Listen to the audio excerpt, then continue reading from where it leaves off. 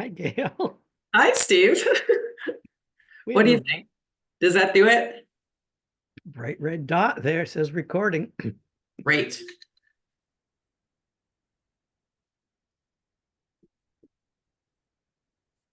Now we'll find out just how high tech you are. If you pause the recording, does it go away? Oh no, this is a still image. No. No. Figured that. Yeah. And comes Jim.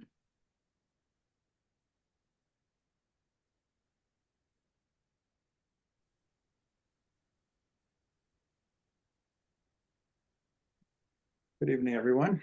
Hi, Jim. How are you? Well, a little overheated, but actually today was not as bad as yesterday. I expected, Really? yeah.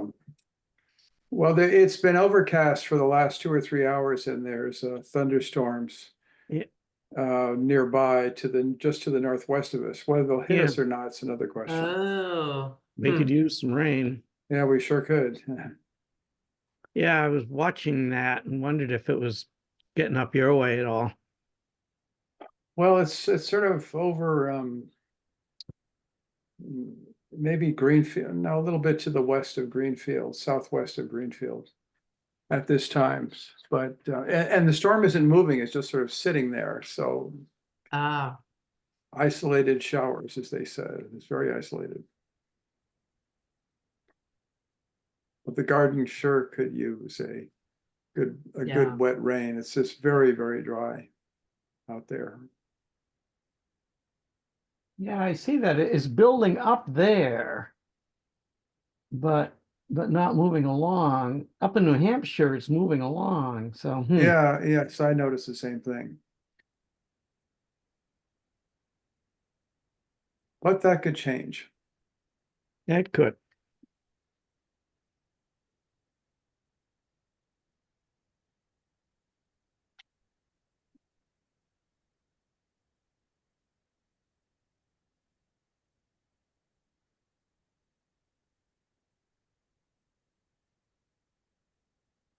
Are we expecting the rest of our crew?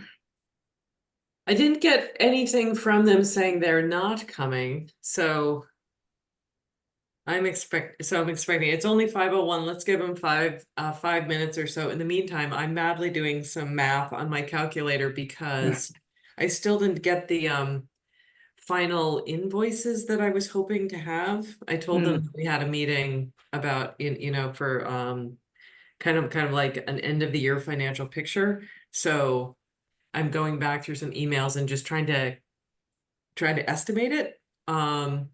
Not that we need to, do anything with it, but there is a financial question where it would be helpful to have kind of like a ballpark for this. So Hmm. I'm gonna see what I can do here and It was on my list to question, or not list, yeah. but it was a question I had for you. Do Yeah. we get those final bills yet from Sheld? So No, I got uh just a ballpark estimate for the moves, which is going to be about 93,000. That's the rest of it. Um, but then we also have some storm cleanup that has not been invoiced from February, some other March dispatches, and then all the other months too, obviously April and May. Um, so it's all I have for you today is a ballpark estimate, sadly. Well, Oh, there's Graham. they haven't finished moving over to the Verizon hasn't, they sort of stopped at the top of, or at the bottom of Locks of the footed farm, just below the footed farm on Locks Pond Road. There's still quite a few poles that need to be treated, so to speak. You mean Verizon's work to rip them out? Yeah, and also our work to complete the transfers. There's still some poles that have old poles that have our fiber on it. Not very many, but a few. Yeah. I would be interested to know if you see any of our polls that still have it on there. Because according to our reports that we got from Sheld, they're all done. Hmm. Even remember how you sent me that email with a couple of stragglers? Yeah, Those got taken care of. So there's nothing outstanding as far as Sheld is concerned. So if you see any out there, definitely send them to me so that I can okay. go snap a picture of them and, and send them the poll number. And yes, see what's oh, I'm sorry, the one exception is those places where Verizon, what did they do? They installed underneath one of our drops, and there's like 2 or 3 poles on there that we're just leaving and hoping that they're going to treat those appropriately. I asked Sheld about what do we do for these poles where we're stuck because Verizon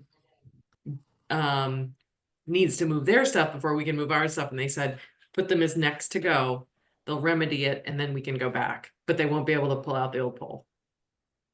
Oh, Yeah, so if you could just tell me the polls, I'll see if those match up with the ones that I have in my files. Again, it's like 2 or 3. It's yeah, that could, yeah, it's the ones that, I know that the one that's just below my driveway to the north of my driveway.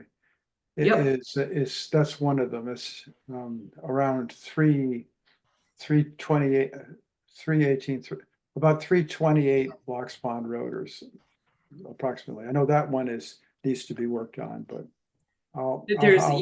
Okay, yeah, there's definitely one right near you. I know that Yeah. for sure. Mhm.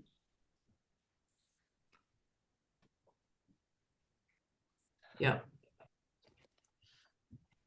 333 Locks Pond, 343 Locks Pond Road, and 353 Locks Pond Road. Those are the addresses next to the poles that are the problems. Yeah, well, those, Okay. yeah. All right, good. All right, well, let's back up. Welcome, everyone. Hi, Welcome to Graham. the Juneteenth Happy meeting. Happy Juneteenth. Yes. And I will start the meeting and say the little spiel. Like I said, welcome to the June 19th meeting of the MLP Board and Broadband Committee. I'm Gail Huntress, MLP Manager, facilitating the meeting. This meeting is fully remote. Participating remotely, we have MLP Board members Jim Hemingway, Graham Septon, and Steve Schmidt. Missing tonight is Broadband Committee member Craig Martin. And I'm going to start this meeting by saying that you notice, oh, it's up here. Notice the recording little button right there. So we had the all boards meeting on Monday for the town of Shutesbury and got the new open meeting laws and everything. And Shutesbury is now posting our town meetings on a YouTube channel and our meetings too. So all meetings are going up. And so I want to, at the prompting of Steve, and I think it's a great idea, just be mindful that everything that we say during these meetings is being recorded for all posterity and is going on to it always was available, but now it's findable for searches. And so we just need to remember to keep in mind that everything we say here is being recorded for all time. And so we need to be careful about using people's names to protect privacy. And obviously being respectful of all people. We all usually almost always are, but making jokes and that kind of thing. Just be careful. We want to make sure everyone in town is respected. So that's my spiel for today.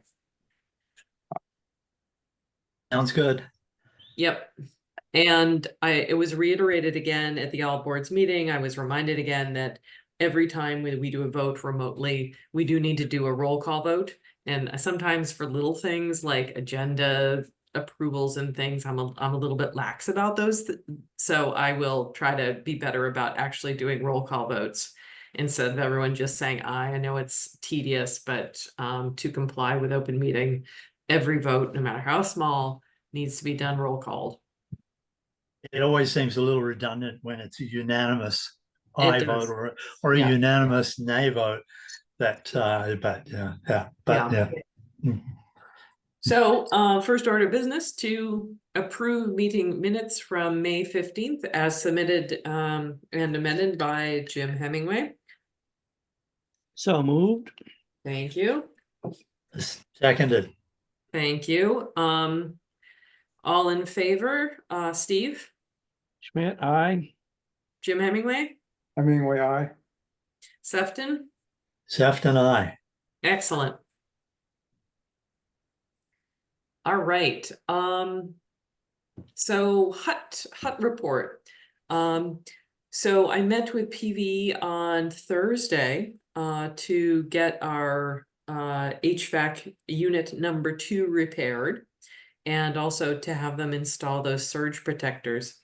So next time you are at the hut, you'll notice 2 little boxes, little like clamshell clear boxes that are installed next to the electrical outlets, and they have a little green light on them.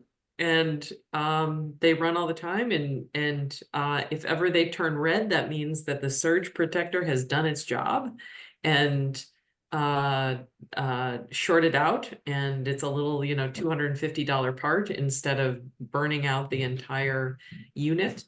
The technician Hunter was great. He said that they install these standard now with every single HVAC unit because of their electrical delicacy. And they passed on their contact information and the information that we've learned about these surge protectors to Becky, and say, you may want to think about these for all of these units throughout town, because goodness knows that, that there's plenty of blowouts that have happened. So anyway, it's good to know ours are protected. And what else? So unit number 2 got that louver fixed, and also the little wire that goes between the louver. So not just the mechanical part, but like the connection part. The tech replaced both of these. As you all know, unit number 2 has had some weird shutoffs lately, and caused a temperature hut alarm about a month ago. And the technician said what he thinks, his theory is that over time, the mouse issue of the louver chew of the wire and stuff degraded enough, so now that connection was unreliable. And these units all go in sequence. They have computerized sequence of what they do, and then next and next and next. And if that gets interrupted, for example, a louver can't open and that command never completes, the unit will go into kind of a suspended state. It won't shut down, it'll just stop the progression of commands. And so he said that's his theory. He said, I think this is why this one's been giving you trouble, is that the wire's been degrading, and sometimes it can't go through its sequence and it goes into a state of suspension and basically stops working. So so far everything's working, even on a super hot day like today. It's I set the unit number 2 to cool for 70 degrees, and then I set the other one to 78. And so far we've been hovering around 70 degrees. Granted, it's only been what, a week? So but it's, so far so good. Yeah, and it was working for a couple of weeks before that too, wasn't it, Gail? Yeah.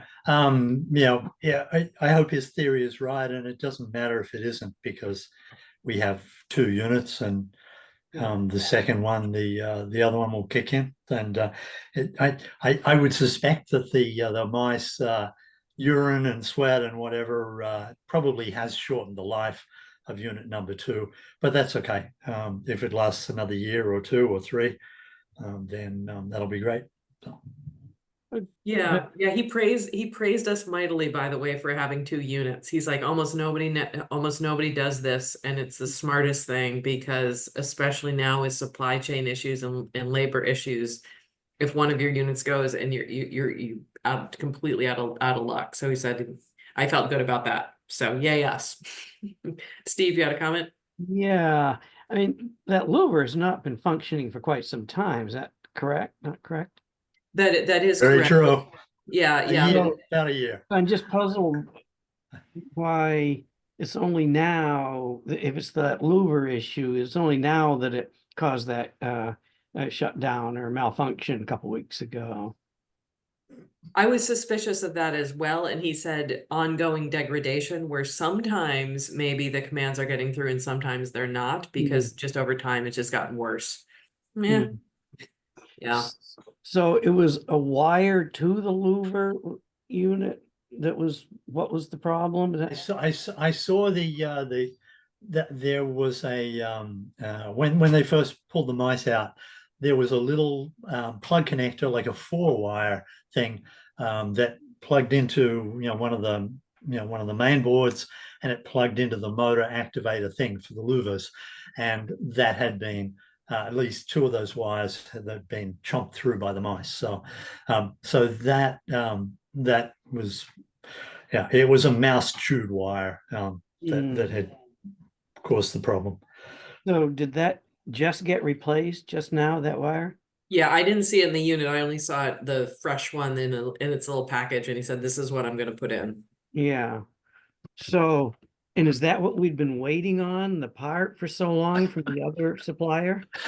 Yeah, Hmm. Jamrog was about to do it. Jamrog waited 9 months or 8 months or something. Okay, so it wasn't that the whole louver assembly or motor needed to be replaced, it was just the wire to connect it. That's what I believe. Yeah, Yeah. just the okay. connection. Well, Yeah. so then our plan here sounds like a good plan to me now that I realize that we still had this bad wire in there since the problem was first found. So sure, let's give it a try. There's not really any other choice besides just taking out the whole unit and saying we're gonna replace the whole thing. So we'll give it another chance. We'll see what happens. Yeah. The technician at PVA seemed knowledgeable about error codes. Where you like run through the remote, you do something funny with a remote and run through it and it'll give like an error or something. I being completely not, I don't really understand what he was saying, but he's like, I checked all the error codes and it's, from what I can tell, it's functioning properly. So. Gail, one thing I did realize is the next time, if and when Unit 2 goes into sleep mode, we'll just leave it untouched and Oh, call yes, them. yes, thank you. He did say Yeah. that. He said, touch nothing. Yeah, If it yeah, goes yeah. down again, so that they can run through their Bingo. diagnostics. Hmm. Yeah. Run their Then they'll have diagnostics. a valid error code then if they Yeah, know yeah, how to thanks, do thanks it. for that, saying that. I forgot to mention that. Yeah, so that's hut issue number 1. Hut issue number 2 is that, Lee was there, 2 weeks ago, the week before last, and the door was jammed. The lock was jammed. In fact, he had to go up. Luckily, it was during business hours, and luckily Becky was there and was able to let him in. He tried to call me and text me, but I did call him back 15 minutes later, and he said, don't worry about it. I got the key from Becky, I'm all set. But, imagine this is 3 a.m. So anyway, I played around with it, but I could not figure out what was going on. But Graham did something great and opened and shut the door 25 times. And Graham, I will let you describe what you found out about the door. Yeah, if you look at the door, and it was Lee Masters who noted it first, that there's 3 little 1/4-inch diameter neoprene plugs on the latching side of the door, so that when the door slams, it's a metal door, as you know, slamming into or closing into a metal door jamb. Just to take some of the shock out of that, there are these little neoprene discs. Those neoprene discs have deteriorated and flattened down, and Lee suggested that it's because the door now is going further into the door jamb, that something is going wrong with the latching mechanism. And sure enough, I experimented closing the door gently, it never jammed, and then and then 5 times I progressively closed it harder and harder. And if one closed the door at least at all aggressively, even less than a slam, the little latch, the little mechanical tongue that goes into the strike plate of the door jamb, it's one of those that has a little extra finger thing that that sometimes goes in and sometimes doesn't. I haven't looked it up to find out why those are on doors. It's possibly just a strengthening item on the latch. But anyhow, Is it something that would prevent you from like opening the door with the credit card? Credit card, yes, that may well be. I've seen this on door latches, and I think Yes. that's the purpose of it. You're right, because it is on the credit card side. As you look in, you can see a little gap. That's probably definitely one of the functions. But in any case, that little device, that little metal finger doesn't always even go into the door latch hole, but it can, because it works independently of the it moves independently. And so anyhow, what I found was that if the door had closed too hard, then the door handle only goes down to 45 degrees, and then you can just feel that it's not going to go anywhere. And so then as you held the door handle at 45 degrees and you thumped with your fist all around the lock, it would just pop enough for the door handle to continue to go down and activate the latch and pull it out. So the harder I slammed the door, the harder I had to thump the door. So therefore, today I was in town. I went to Home Depot. I got some stick-on rubber foam stuff, which I think that I will put in a couple of hatches. Only $5 worth, $4 worth, and I'll probably do that at the weekend and just do the experiment again. I'll put enough of them in there so that the door cannot bind up like that. So it's only guaranteed for 5 years. So I might have to do it again in a few years' time. So I wonder if that was the problem before when. Yeah, hard to know. Yeah, could have been. I'm thinking about the key. I'm sure it's probably says do not duplicate on it. But I'm wondering if there's some way we could get it duplicated and give Lee a copy of it, because it. Yes, we need. There were 2 copies. There were 2 copies for that door, right? Gail, do you have one of them? No, I believe that they're both in the town hall. You know what we should do? Becky has one. I've seen it. Okay, so but Becky has that. You're right. Becky has one in her desk, and one of them was in the. Well, at least one of them is in our cabinet. The file. I heard that. I remember that was said that it was in the file cabinet. Which yeah. So we Becky should give that one to the fire chief. So Becky has one in addition to the one in the file cabinet. Is that Lee got the one from Becky, you think? Yeah, Lee did go to Becky, yes, and that obviously doesn't work as a protocol when Becky's not there or can't be found, or so therefore. But even but the one in the file cabinet doesn't work if nobody's in town hall. The fire chief. The fire chief would be maybe one good person to give it. I think I have a better solution. Yeah. We put a copy in the lockbox outside. Oh, okay, that is a good idea. Yes, yeah. Where's this? The lockbox is where? Remember that orange big toolbox. That orange, the orange utility box that's. Yeah. Good suggestion. Yeah. Okay. I'm gonna see if we can, how they have those self key copying kiosks. You don't give to a person. Well, should we just take the one copy we have and put it in the lockbox, and Becky just holds on to the other one? Most of the service issues are going to be daytime, not necessarily business hours. Right. I think the key in Becky's her key boxes is not that good a place if we can come up with a better one. I mean, I mean, if it's on the a lock, weekend, or, yeah. or, Toolbox is a good suggestion. I would say maybe the fire chief. I'd be, happy to talk to Lenny and ask him whether he's got.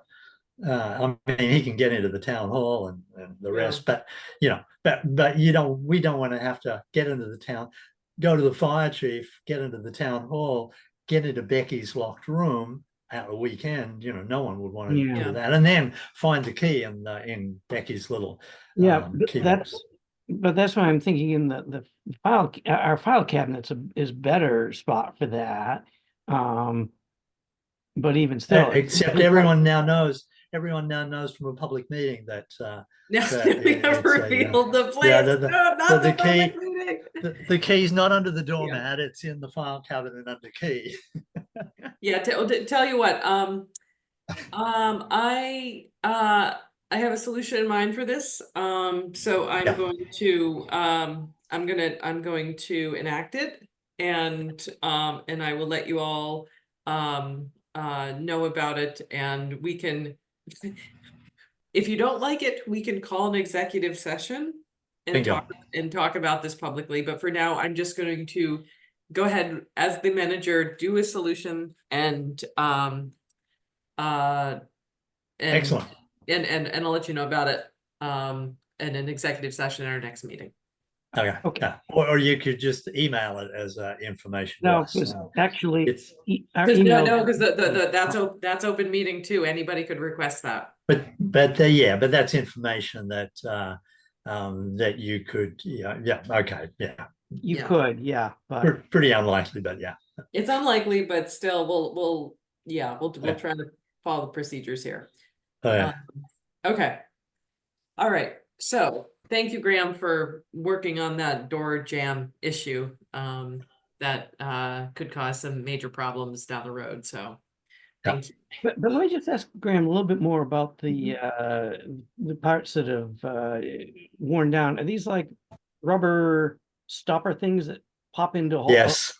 Yeah, a little, smaller than a quarter, like a nickel and it's just a little and they pad. pop into a hole in the door Just frame? adhesive. No, they're just adhesive, and they've deteriorated. They Oh. really are just shock absorbers, little shock absorbers. Yeah, And, but I was 3 of them thinking- is just too insubstantial. I was thinking of something that might have a a little knurled piece on the end of it, and there'd be a hole in the door frame, and it would pop in, and those could be replaced, but that's not what this Yeah, is. I think it's trivially simple with a little bit of adhesive Okay. door liner to Okay. to try it. And if it isn't, then I've wasted for $3 of the MLP money, and we will try something else. Yep.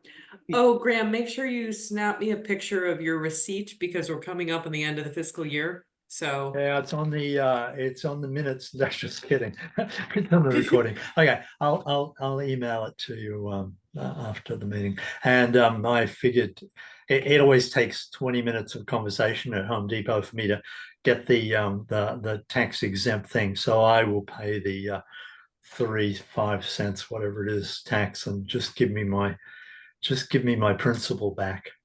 okay, deal. Thank you. I do this. I do the same thing. If Yeah. I have to buy stuff on my card, it just It's $5 excruciating. or whatever. It's just not It's worth it. excruciating. Yeah. To try and town of Shutesbury. Yeah. Okay. Yeah. Where is that? Yeah, right. All right, moving on to maintenance and service. Really, really quiet month in terms of service. We had like 25 25 service tech call, or not call outs, but just call-ins about stuff, and as usual, most of it's billing. So very, very quiet. Oh, our connection. Someone got a cable cut though. Was that a real cable cut? One of the listed things was cut cable. I don't know. Okay, well, I you'll don't hear know. about it I if, don't read if, all of the details of every one. if it's true, you'll hear about it. Yeah, yeah. Um, did it say any, like, was it storm damage or was it like construction And, issue? you know, Okay. they're Yeah. pretty thrifty on description, Yeah. and Okay. I didn't even note whether I looked at it later. If it was escalated, then I guess it would be then it would be something that they had to do something about. But you know, some people will call in and say, "There's I've got to cut cable," and it has nothing to do Right. with. Yeah, Right. Not, or it's not even ours, right? There's a Verizon dangling yeah, thing. yeah, Like, yeah, ah. yeah. So, Yeah.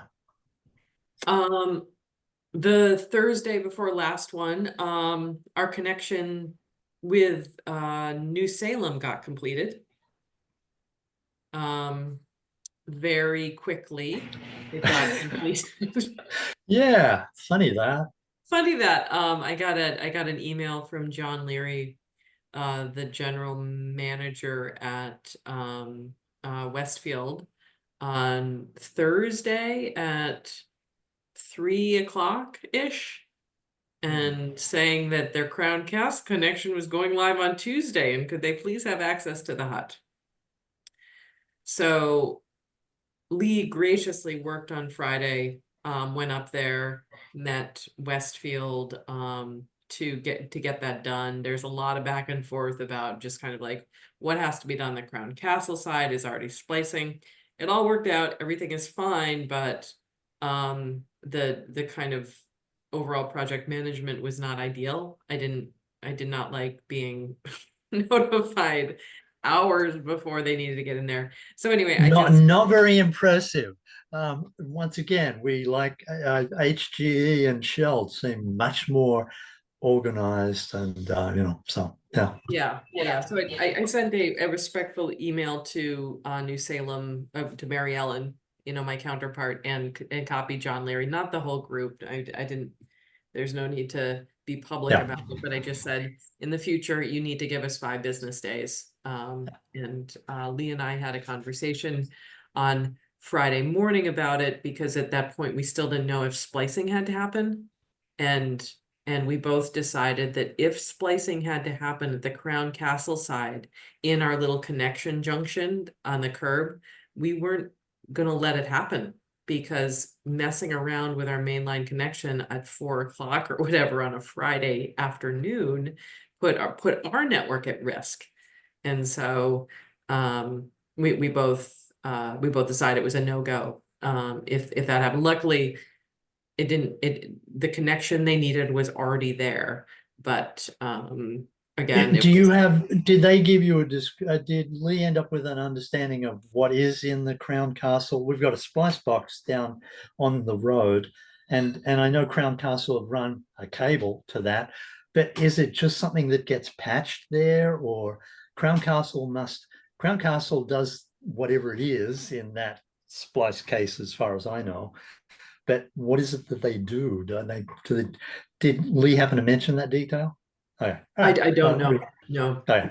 We'll have to understand that. I'll next time I happen to bump into him, I'll ask him what is that particular.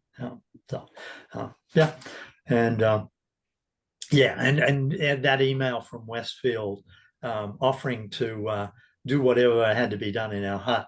I'm glad you pushed back and said Shell is the only ones who should do anything in our hut, because WGE would go in there and I'm sure they'd connect everything to everything, but they'd be groping, and they'd have to work out what the heck is going on, and that's not a good thing. So Right. So that, and they wanted to do it themselves, and I said, no, we're gonna do it with supervision.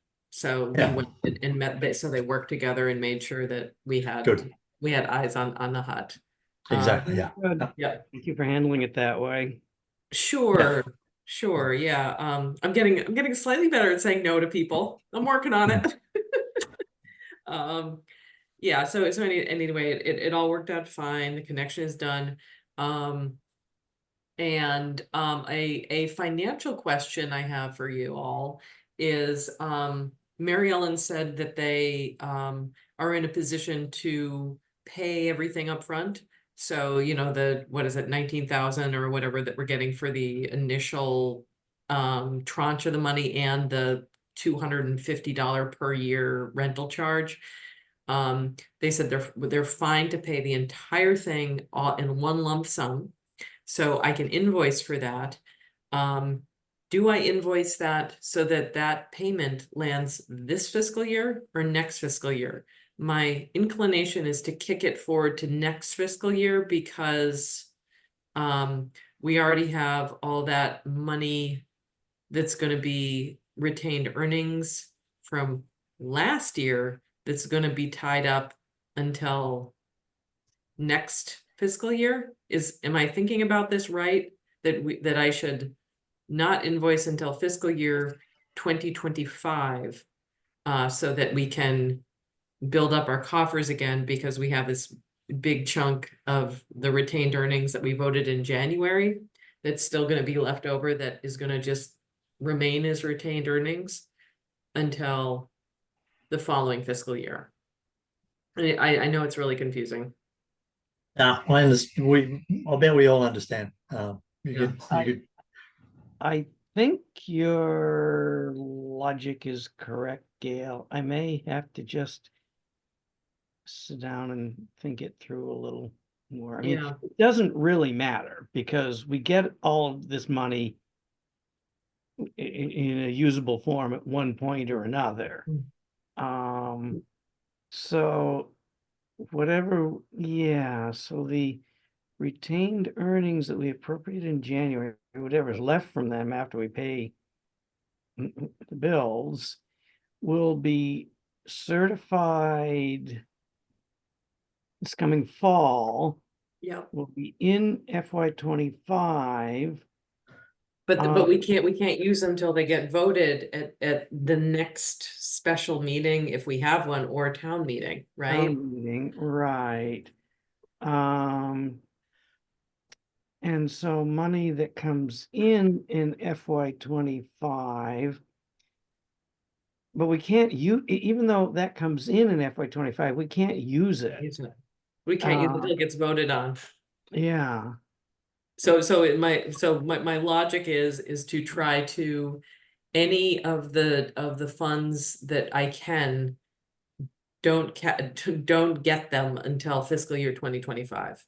25. doesn't that delay by 12 months when you can use it? I mean, therefore, because you've got the certification process being a 12 months slow Yeah. up, having it and use it 12 months earlier seems good. Or having it there, and then we can decide what to do. Yeah, then we can decide. So Yeah. we have a Seems like couple. the sooner, in general, sooner you get money, the better. Like, That's my understanding of money, always. And Yeah. yeah, So we have three income sources that I can slow walk so that they end up on fiscal year 2025. One of them is the New Salem payments I just mentioned. Number two is Shutesbury is getting their portion of the grant money from the CAP 2 funding from Westfield. It's coming through now. So that's the $44,396 now. And then that's the lump sum for 3 years. correct. I'm gonna ask whatever happened. Have we seen any of that money yet? No, but I got an email yesterday saying we have the check. Would you like me to hand deliver it? So I'm gonna have the check in hand Friday. So that's the first disbursement, and then we'll get 15,320 and change every year going forward. So anyway, that's tranche number 2 of money that I can just hold on to until next fiscal year. And then the third one is our May MLP payment. So another 29,000 of one of our MLP fees. We certainly should get that in. I mean, I think Just for cash tracking that things, one. a regular payment, regular monthly payment, it would be good to have it so that every year we have 12 of those Hmm, payments. Okay, Mm. Here's my understanding. I would say put it all in as soon as you get it. Bingo. really? I Yeah. agree. Yeah. So try to land it on this fiscal year? If it comes Yeah. in, yeah. I think that's better because there's a double process thing, isn't it, of us spending any money. One is getting it and having it, and getting it certified. We can't use it until it's certified, right? And then the second step is getting it approved as an expenditure encumbrate in our town meeting annual thing. There's no reason to slow up the certification process by 12 months because like you said, we can't spend it straight away anyhow because it's not certified, and it's not encumbered by a town meeting vote. So getting it in our pocket is a first step. Because if money doesn't come in until after July 1st of 2024, then it would go, you have to go all the way through fiscal year 25, and it would be like fall of 2025 before it even gets certified. And so it could well be annual town meeting in 2026. There you go. We get an appropriation that we can use that money. Because we have money in retained earnings, we don't have to do anything with it. We can leave it there and it rolls over, or we can appropriate it. Ask it, Let's get it. Appropriation. So yeah, I think that's my thought. Okay, so yeah, but here's the thing though. If we have the money and it just goes into general funds, like we have, I mean, not general funds, if we get like our revenue that we earn every year gets used to pay for our annual expenses. Well, It's only the leftovers that have to get voted on, right? It's not really, because the money that pays our expenses is the town meeting appropriation. And that's this odd thing about enterprise fund budgeting, is that on July 1st of this year, we'll have an appropriation for 300 and whatever $1,000 our budget is. Our income at that point for the fiscal year would be zero. And so of course we plan our budget around our revenue. But we don't have to wait till we get a check in from our subscribers fee to pay a bill. The town goes ahead and pays the bills based on the town meeting appropriation. So and so if the money goes in the till this fiscal year before July 1st, it'll show up in the retained earnings that get certified this coming fall, October of 24, whenever the state does their certification. If it doesn't come in until that same chunk of money doesn't come in until, say, July of this year, then it's going to be June of 2025 before it becomes the end of June 2025, or July 1st of 2025 that it becomes retained earnings, fall of 2025 that it's certified. So, but either way, extra money is going into the retained earnings. Okay. All right. So we have big bills come in. Even though we've gotten a chunk of money, we can't spend it. We have to get an appropriation. All right. Okay. Okay. Well, if something came up, we wouldn't, and we needed extra money. We can't use that money until it's been certified. So therefore, it's better to have it in retained earnings or something like that. and not have to wait an extra 12 months or take out a loan or heaven forbid anything like that. So, Got it. Okay, so yeah, so we actually want this money to end up in our retained earnings as soon as possible so that we can have it certified so that it can become available sooner than later. Yeah. I Okay, mean, if for whatever reason the check doesn't arrive till after July 1st, so be it. Yeah, but if somebody's got money in their hand wanting to give it to us, I wouldn't discourage them. okay, okay. Yeah, so there's no, I don't think that yeah, New Salem probably can't get us that money, but that's actually the smallest one. You know, the 44 grand and the $29,000 is the much bigger ones, and I can get those cashed and have them land on our fiscal year 2024 books. And So are you hand delivering checks to Ryan? Is that? no, the hand delivery thing was from Westfield saying, because I think the check comes from the federal government. Like it's not actually coming from Westfield. And he's like, man, I think it's really like they're trying to be really careful with it. And he said, do you want me to run this up on Friday? So I think it's a hand delivery. I do give paper checks to Ryan for shelves every month. And That's what I was asking oh, about. I see. Okay. So in the same process that you use to deliver the regular monthly shelled checks to Ryan, do the same thing with this check from Westfield. Yeah. Okay. Yep. So I will make sure that gets in there before June 30th. Yep. And all right, thank you. Thanks for talking that through. That helps me understand what to do with our these money, because I was gonna actually hold them back, and now I see that is not the correct thing to do. And why sit on a check too? Get it in the bank. Why sit on it? You're right. You're right. We'll just get it in there. My kind of back of the envelope math right now, with another $123,000 in routine maintenance charges coming through for the pole moves. And then I'm estimating another 30 grand in outstanding repair work, maintenance, all of that. I'm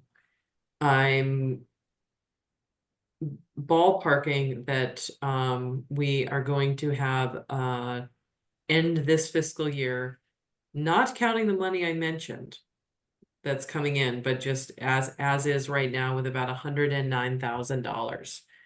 That includes the 136,942 that was voted on in January. So we are dipping into that in a big way. But you're still seeing retained earnings of over $100,000. Correct. Well, Yeah. Yeah. So we did fine despite everything. I will at our next meeting have a full end of fiscal year financial report.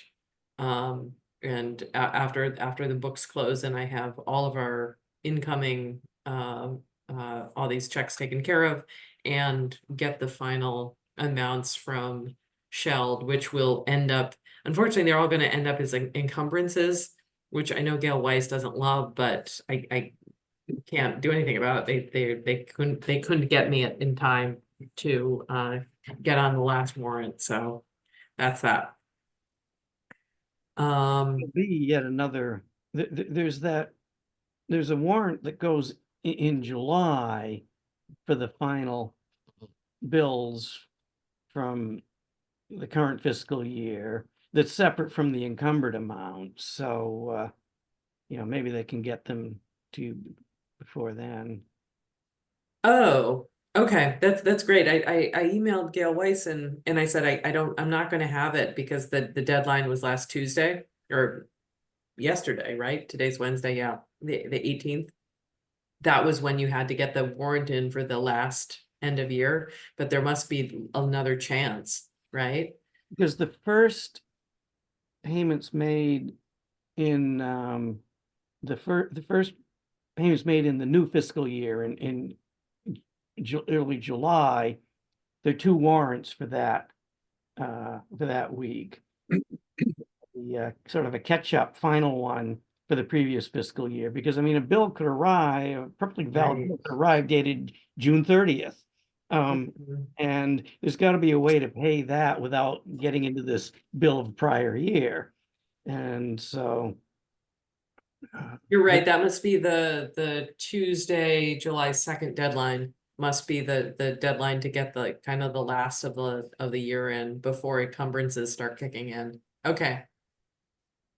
Good, Makes sense. yep.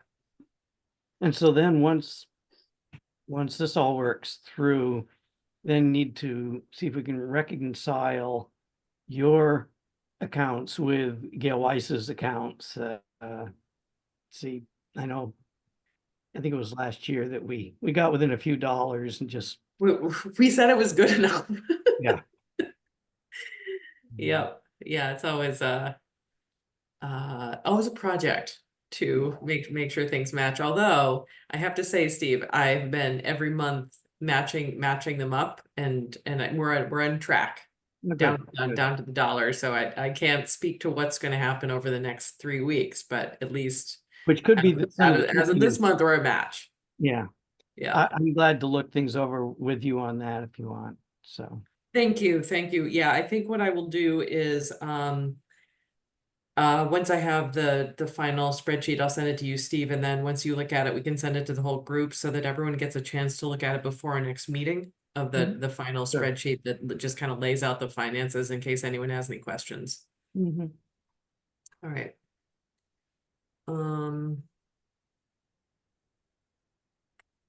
All right, other things. Our digital equity survey is out as of last week. My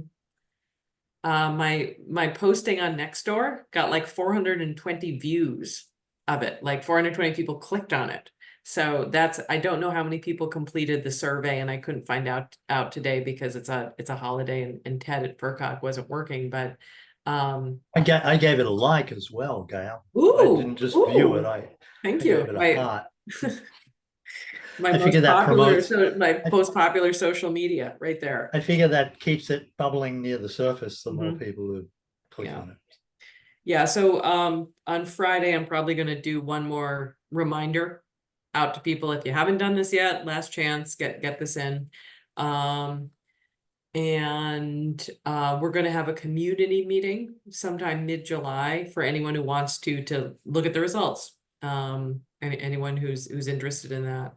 And then we of course can use that to figure out how best to use our digital equity funds. And Gail, did you do a mailing to the people who are okay? So yeah, and Yeah, do we they have come back to you, or do those are they going to mail it back to the FERCog or whatever? No, FERCog is being paid by MBI to kind of like be the data collector here. So those paper surveys, they went out with a self-addressed envelope. So the paper Okay. people and I went through and found all of the addresses in town that don't have connections. We use that as the basis for who's going to get the paper surveys. And so yeah, we'll see what we get back.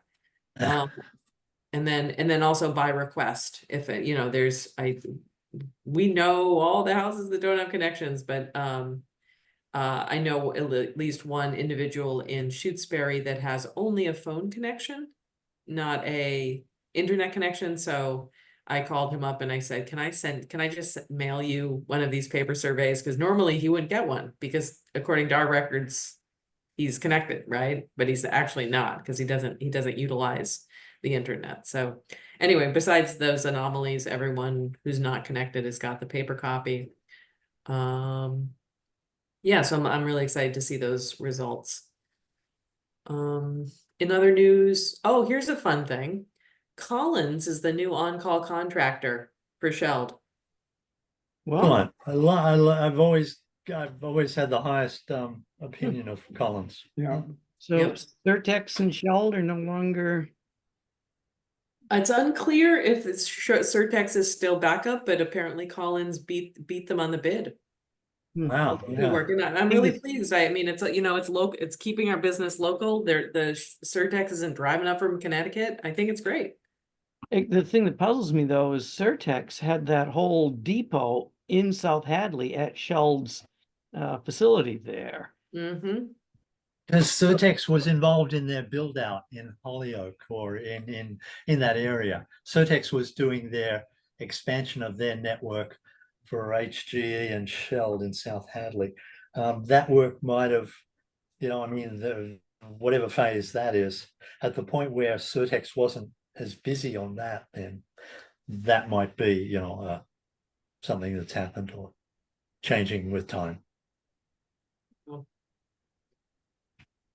So, yeah, I mean, it doesn't change our situation at all because we're on contract rates, but I assume it's going to be maybe even faster responses, because now the techs are more local. But again, it doesn't change our costs because we're on contract here. And Sheld is still providing the primary response. So Correct. They're the clearinghouse. It doesn't matter who they contact is or who they contract as a vendor. They're the responsible party ultimately. Dispatch operation, yeah. Yes. and is actually providing the response the primary responses. Yeah, and all the customer interface. Yeah. Let's see. The extension at 585 Wendell Road is complete, finally. It's been a saga to get the pole licenses and get them done, but it was completed I believe last week or the week before. Oh, I ran into well, I won't say his name. The customer. I ran into the homeowner at the all boards meeting and he was pleased that it finally come to conclusion. But yeah, as of yesterday, when I spoke to that customer, there's no fiber termination on the wall yet. So the network, the NID network interface box has not been, but yeah, and he doesn't have Wi-Fi in the premises yet. So yeah, there is another step. Okay, all right. So we're still waiting for the final in home. Okay. Fiber is now coiled on the outside of the premises. So close, so close. So close, Okay, mighty we're close, getting yeah. there. We're getting there. Yeah, yeah.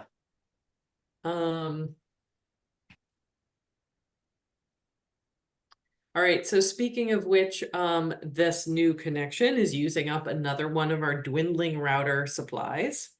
We are getting to the point where we need to start having some serious discussions about how we're going to serve our customers with routers going forward, whether we get another unmanaged router that we supply, or we move to manage routers.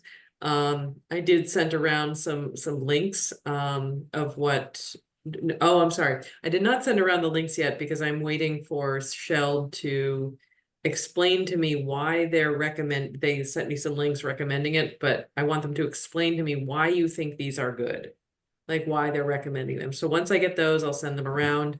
And then also our digital equity results, I hope is going to be illuminating for us about the managed router connection and, you know, do people want those and do they want more remote support to be available from Shell? So we'll hopefully be able to talk about that at our next meeting in July. One thing I could throw in. You're expecting results so soon? Oh yeah. Yeah, excellent. Yep. Sorry, Steve. I have a Linksys router here if it's needed. Because Extra? but You have it's a brand new extra? no, it was I got the U6 GigaSpy. yeah. Oh, yes, right. Right. You were one of the testers. Okay. Yeah. And so I boxed my Linksys router back up. You know, it was used for what, 3 years, so Mhm. or whatever. But you know, in a pinch, it would be does give us one more spare. Thank you. We may need it. So, well, yeah. All right, there's a situation that came up that about a policy for tree work that I wanted to ask you all about. The situation was that a homeowner was getting some trees taken down in their yard, and so they wanted to Shell to come out and take down the lines and then come up the next morning and reconnect them after the tree work was done. And we don't have an official policy for this of who pays for that connect and reconnect. We do have a policy if it's like a tear down house, then it's on the homeowner of like, yeah, we're gonna come and we'll take, we'll remove the nid, we'll coil everything up, we'll take the in-home equipment, we'll take it all away, and then when your new home is built in the same space that it was, we'll come back and reconnect. This has happened a couple times in the Lake Wyola area. But we build them for that. We work. build them, that yes, it's on the homeowner to do both of those things because it involves, going to the home and taking out the equipment and coming back and basically doing a brand new full installation, and the homeowner does need to pay for that. But the question is, for these tree work situations, what should be our policy on this? I have my own opinion, but I'd love to hear I've yours. got a thought, but Graham, Yeah, Graham, you had a, yeah, they're going to be paying thousands of dollars, $800 per tree for the tree work. We can tell them that they have two options. I would suggest policy would be, you tell them you have two options, as with the electric service, if it's an aerial electric service, the tree guys very carefully have to drop the lumps of tree down. We've seen it done very carefully, so they don't land on phone lines, power lines, or that's kind of on them. Now, if the tree guy wants it taken down and insists on it, then that's kind of like an additional cost. It's on them. It's on the tree guy. Absolutely, I agree. and tree workers should have liability insurance. I certainly, Bingo, that, Yeah. yeah. and that's part of what it's for damage they can do. So, yeah.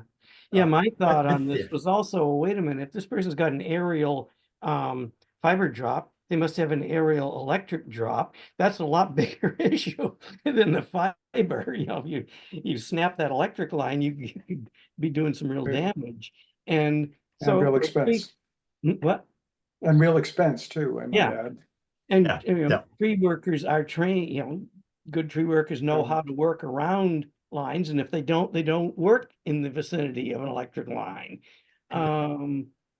So, is this person having the National Grid come out to disconnect their power line for this work? I doubt it.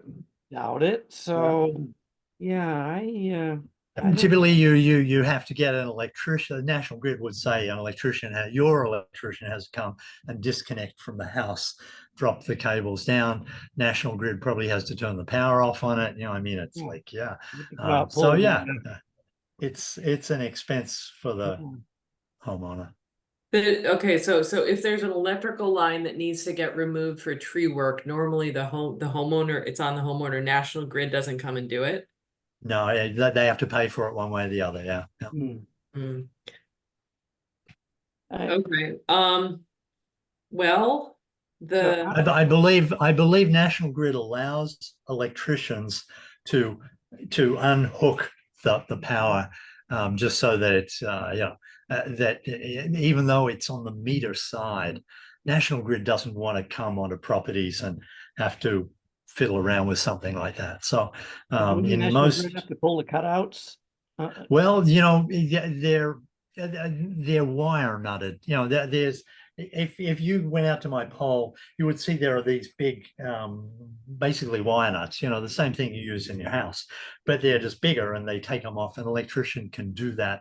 In most jurisdictions, electricians can be authorized to do that by National Grid. So National Grid doesn't want to have to come to your house and do anything like that. But anyhow, it's an expense that now one way or the other, whether National Grid or your electrician, it's part of the project. It's also usually above. Typically, those two things, the power is above the fiber, and therefore it's kind of an umbrella for our fiber. So there's that as well. But the guys in the trees, you know, they've got buckets. They're dropping the stuff so that it doesn't hit things. Yeah. And yeah, when they ask about it, Gail, just emphasize to them, you know, well, don't hurt the fiber. Any damage to that fiber, you'll have to repair it, and you have to pay to repair it. So you know, put it on them. Yeah, totally agree with that. Do you think we're opening us up to a problem if we don't pay for this, or you know, we don't cover it, and we say like, it's up to you to be careful, and if you want, we'll come and remove it, but you have to pay for it. But we don't charge anything for repairs. Do you see where I'm getting here? We do charge for repairs if you cause it. That's our policy. That if you put a spade through a shovel through the fiber, or your contractor does that anywhere on a property, I mean, it's pretty obvious if someone has damaged something that they've damaged it. And our policy is that if a contractor working for a homeowner damages our connection to their house, their drop, then or the stuff out in the street, then they have to pay for it. So that's already in our policy. Any damage that's induced by carelessness or just they're not supposed to smash their own lines, and if they do, if a tree falls in a storm, that's different. But that's not what we're talking here. So. Yep. I get all that, and that makes perfect sense. And also, here's the scenario I'm thinking of. A homeowner is taking down their own trees. Yes, it's a policy that if they damage it, they have to pay. But the unscrupulous homeowner says, well, I'm not going to pay another, and it's not cheap. It's like, I'm going to say probably $300 for the homeowner, because it's $150 to come out to take it down, and then another $150 to return to do that. The homeowner is just like, well, it's free if if it breaks. So then they just do it. And then we only know that it's a intentional break if they tell us, right? No, you can tell a tree that's been chopped down from a tree that fell down. They look different. Oh yeah, of course they look different, but our technicians aren't going out there and questioning the homeowner on that of a Most of our technicians would be pretty savvy about that, and they're working for us, not for someone who, I'm willing, someone might slip one and buy us, but generally that they won't be able to trick anyone in that sort of underhand sort of way. I think it's a good policy to say, if you break it, you fix it. If you break it, you buy it. Yeah, that's right. But if you break it, you buy it. And I agree with this. So that was my initial take. Still is my take. And yet I am thinking, we've been encouraging homeowners to have clear trees and branches around their fiber drops and have this work done. And yet we're saying, but if while you're doing that, you damage the drop, you're going to have to pay for it. So, it just. Yeah, and here's the other thing is that this is the first time since inception that this has been asked, that a customer has been doing tree work and has said, we're really worried about our fiber optic lines. Could you please take it down so we don't damage it? And then come back the next day to put it up. in terms of like a customer service thing, and what Steve said about, we want this to happen. We want all the tree maintenance in the world around our lines.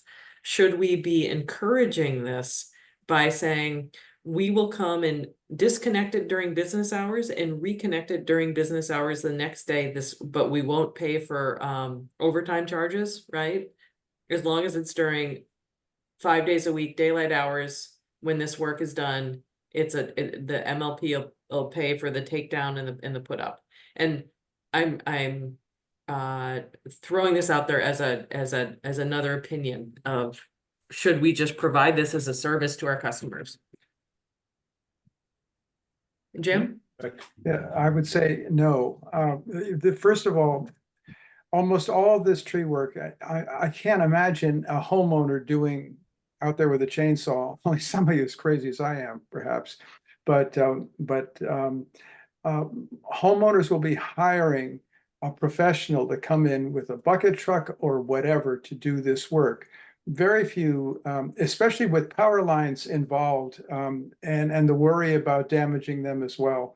The homeowner is going to hire someone to do it, and the full responsibility for not doing any damage to either the power line or our fiber is on the contractor. And that's the way I think the way we should handle it. All right, Second so that. Second Yeah, that one. and in our advisories to customers about having this work done, we also have put in a statement that working on trees around lines is a potentially hazardous activity, and you should have qualified people do this work. We've stated something to that effect already, so Mhm. Yeah, I think the reason, Gail, you haven't heard anyone ask this before, because let's face it, I see tree work being done on premises all around town by professional, big, bucket trucky things. They haven't asked for it because they just carefully work around it, and they don't want to have to take the power down. It's cheaper to carefully drop the lumps of wood away from the power lines and the fiber lines. And the other complication is, if you drop the fiber on the ground, then you've got heavy equipment potentially driving around that then it's on the ground and in the way. It's almost in more danger. But what one risks the situation where it's taken down, put on the ground or whatever, some piece of equipment runs over it, gets put back up, and then it still has to be repaired. So I think that we just say, we should get people to do what they're already doing, and that is having tree professionals do what they do and not damage anything around the house. Being the bird baths, the cabling, the roofs, all the things that they avoid smashing already. So, Okay. yeah. All right. Have we discussed enough? Any final thoughts before a vote? Do we Okay. need to vote here? I think so, because this is going to be put into our manual as a policy so that we have something to point to going forward, as what if someone asks us to do that, of what's the response to them. So the proposed response is that if you want to remove any lines, we're glad to do it, but it is a homeowner charge. That will be charged directly to the homeowner. And the reasoning behind this is because we encourage tree work to be done by professionals who don't need these lines to be taken care of, because they're experienced at dropping trees in the appropriate places, not to damage anything. So that's the proposal. I'll wordsmith it so that it sounds, more professional than that, but that's the basic idea. Any additions to that? I'll leave you to wordsmith it. I would propose that as a good policy, and I'm good with that. Okay, all right, well, Steve, can you just say second on that? Was that, do we have a motion? Yeah, I think yeah, I Rick- put the motion for that Second. word, that policy and that whatever, approving whatever wording you come up with specifically. Yeah, Second, All right, so we'll vote on it. Hemingway, I, Sefton, Jeff and I. Schmidt. aye. Okay, great. I will take care of that. Now that we have that policy in place, I want to make one more proposal, and that is if it is extreme tree work in that the homeowner is actually paying to have the electrical removed from their house by either National Grid or a professional electrician. In those cases, would we remove and put back up our fiber as a customer service, or would that also be a charge? I'm talking extreme cases of like there's something happening that requires the lines to be taken off. I would propose policy as homeowner expense. They're doing a project. So, okay, Yeah. all right. Yeah, I think it's All part right, of. the we don't have to change anything. I just wanted to see if there was another edge case that you wanted a different, okay. Great. I'm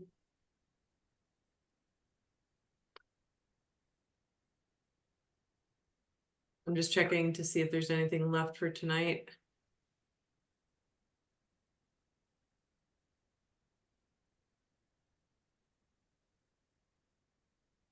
Oh, looks like there's a Crown Castle fiber scheduled maintenance on July 11th. From like midnight to 4 a.m. Shell said they'd be sending out a maintenance notification on that. But if for that brief period, our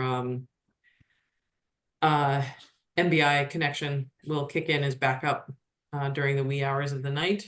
Steve is the only one who will be awake to experience. Steve, will you that. do a speed test? Steve, will you do a At speed 2 test if a.m. you're awake? Yeah. this is July 11th. Yes. July 11th at midnight. Midnight. Maintenance window. Do we know if, is it planned that the Crown Castle connection will be down for that entire length of time, or is it just that they're doing something in that 2 window? hours. 2 hours between like midnight and 4 a.m., but they don't know which 2 hour span. Okay. Holyoke is going to be watching the whole thing happen and will switch over. Well, it'll happen automatically. Yeah. Somebody Okay, good. like Could be- you could know be a good wants test. this to happen because we haven't put it through its paces yet, right? Yeah, it'll be a good test of the Yeah. system. I get up once in the nighttime. I might have my You might have a go at it. computer Okay. just for grins. All right, that is all I have for tonight. Anybody have anything else? No. Yeah. I would just conversationally, as Gail and I were both at the what was it, the Oh, yeah. All Boards committee meeting, and the discussion was, as Gail mentioned in her email to us, that it was about what the legislation will, state legislation will cover how towns have to do meetings for complying with OML and remote, online, and so on and so forth. And the one thing, and I don't think I spoke to it well, but I'm hoping that that town, and Melissa, actually one of the select board, mentioned that meetings in person have a dimension that she enjoys, and I realized going into the meeting that is an element that it's wonderful, and a lot of people enjoyed the convenience of certain restrictions on their lives. They might have kids, being able to be on a committee without having to turn up physically. And obviously we all want that when there's a storm or whatever, but at some point or other, I hope that our committee maybe not in the summertime, Gail, but that we did alternate, live meetings, and the big one for the meeting got beat around a fair bit was the unfunded mandate that if there's the equipment that one needs to have a live meeting with perfect technology for remote remote connection to it, which depends on equipment in the meeting room, plus the people at the far end, whatever their equipment is. So that's kind of one of the little details as well. But Gail. Yeah, the most everybody was my takeaway from the meeting was that everybody wanted the choice of every committee should have the choice of how to do their meetings. The select boards, of course, is a bit wider because it's town business. And they talked about the inadequate tech, like Graham said, that makes hybrid meetings not work very well. Like actually full remote meetings work better if you're talking about that instead of having a room where some people are in and then some people are calling in. It just nobody wanted the force of hybrid meetings, of like the state saying, well, somebody has to be there in person to run your meeting. And I told them very opinionatedly that would work terribly for us. Like one of us would have to go to the town hall, to set up the tech and run the meeting and be there to welcome people and unlock the building and close it down again and run the hybrid technology for whoever's there. So they seem to, most people seem to agree to that. I don't get the sense that there's people clamoring to come to our meetings that can't because of technology, and there's always the call-in option. But I think maybe for some of the other meetings, it's more of a barrier to entry. Although I'm hoping that our digital equity survey is going to give us some information about this too, of anybody saying like, I want to participate more, but I can't because I'm only in person. Or if people feel like they have adequate access and have attended town meetings because they are remote now. So, yeah. Other thoughts? Everyone loves remote meetings on our committee, I gather. Is that never want in-person meetings? It sort of, to me, it turns the town into a ghost town if all the committees are meeting remotely. And the reason we are connected well as four people, and Craig as well, is because we spent years sitting in a room together. Years. We spent so much time together. I don't know how you get to know people Yeah. without that in-person thing. It makes it feel a little bit like, I think it's one of those things of, oh yeah, it's convenient, but we've lost something if that's all we do. That's my personal. Yeah, Yeah. I will see. I miss the in-person meetings. There are times when, it's great, don't have to go somewhere, but month in, month out, I'd say, oh, too bad we, weren't getting together in person. But I really don't want to go the hybrid route. That just strikes me as, a Same. nightmare. So Okay.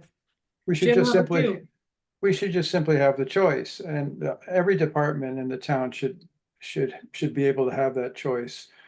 Select board is going to hold them hybrid wise. And they've purchased all that equipment to enable them to do so. But we shouldn't have to go down that road unless we so choose to do so. It's as simple as that, and I think that I think that's the way most departments feel. All right. Do you guys want to do some in-person meetings just for now and again? No, no. All right, Jim's a no. Graham's a maybe yes. I'd be yes, but Okay, yeah, that's okay. No. and Steve? I'm fine continuing doing what we're doing. Okay. not, This uh, works not very well. pushing for anything else at all. And if this works best, for people, I'm fine with that. I just, thought, well, the in-person meetings there was something enjoyable about those, but Mm. times have changed, people have changed, so.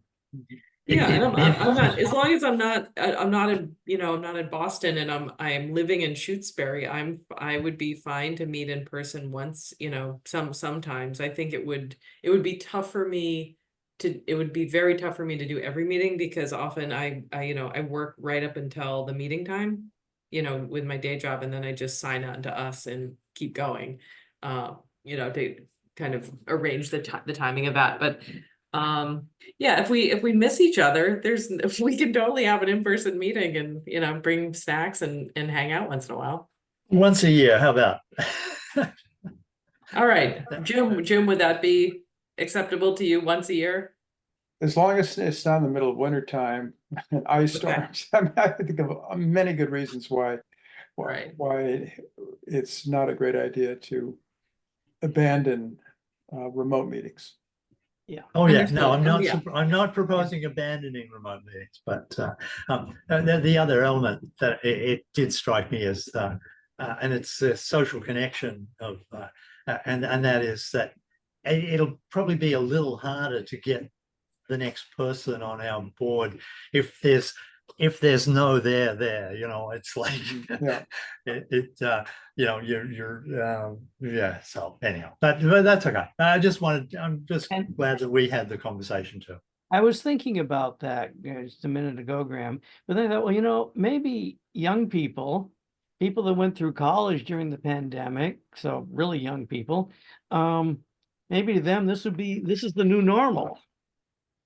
Might be. This is, Mhm. I have to say, I have been working with colleagues for many years, like some of them 5 years plus, some of them 10 years plus, and I have never met most of them in person. wow. Is there a lot of one-on-one with that, or is it always in a group room Zoom, or it's a mix of both? It's usually groups about this size. It's usually me Yeah. as me as a tech advisor, and then one of the sales reps are the ones that I've been working with for over a decade, and I've never met them in person. And then the other people on the call are the customers.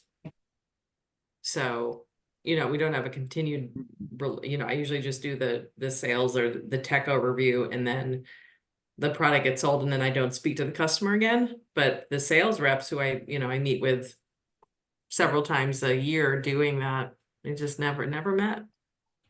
I'll bring it up some other time of once a year, and we're, if the weather's good. Yeah, well, let's go. I'll be back in town in September. So September, Yeah, good. October, maybe November. November, the weather's still usually okay. Yeah. I wouldn't be making you drive anywhere. I'm sorry that I wasn't around for the HVAC No, it's thing. okay. I combined it with other things. I need to Okay. come back anyway every 2 to 3 weeks to check the mail and Okay. visit my people. So it's Right, that's yeah, it's good. already baked into my schedule. Yeah, excellent. Yeah. Yeah. Jim, you wanted to say something? I was saying, we've got a serious electrical storm just about to hit us here, so. Oh, okay. Oh, yeah, and maybe- you're the man with the Yeah, grounding. I get very Electric. anxious about these situations, so I'm gonna start Okay, all right, unplugging well, things. we will adjourn. Let's bookmark the in-person meeting and try for it this fall. And I'll bring my mad baking skills. Quick last thing. Shutesbury Net won the baking competition. Whoa. Oh. Was that your goodies, was it? It was, yeah, those were, well, but I had to fess up though. I didn't make them. My sweetheart did. He made them for me. I say, I don't have time. I have to bring something big. He's like, I'll whip you up something. And they won. He is a real sweetheart with the, good Yeah. job. Yeah. Well, Yep. we We approve of him. We approve. Yep. So Shutesbury Net won the baking competition. Who would have thought? There wasn't much of a prize, right? It's I got just two, I got glory. two, I got 2 quarts of fresh picked strawberries. It was a huge. Oh, that was the pumpkin. prize.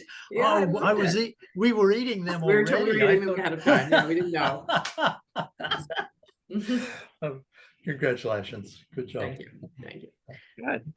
All right, guys. Well, thanks as always. And I will talk to you next month. Oh yeah, motion to adjourn. Second. Oh, sorry, Steve. No, that's, No, say it. What? Let's say whatever you're going to say. no, I was seconding the motion. Oh, yeah, okay. Okay. Sorry. Awesome. Okay, we will adjourn. You're adjourned. All you right. next month. Thanks, everyone. Bye. Bye-bye.